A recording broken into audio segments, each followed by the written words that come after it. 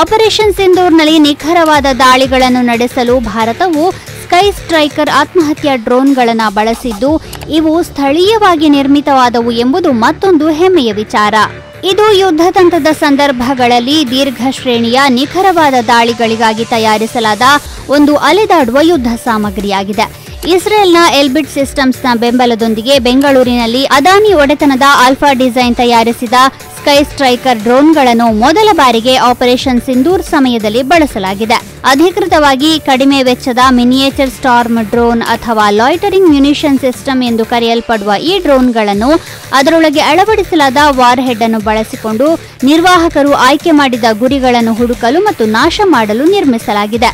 2019ರಲ್ಲಿ ಪಾಕಿಸ್ತಾನದ ಬಾಲಾಕೋಟ್ನಲ್ಲಿನ ಉಗ್ರರ ನೆಲೆಗಳ ಮೇಲೆ ಭಾರತೀಯ ಸೇನೆ ದಾಳಿ ನಡೆಸಿದ ಬಳಿಕ ತುರ್ತು ಬಳಕೆಗೆಂದು 2021ರಲ್ಲಿ ಸುಮಾರು 100 ಡ್ರೋನ್ಗಳ ಖರೀದಿಗೆ ಆರ್ಡರ್ ನೀಡಲಾಗಿತ್ತು.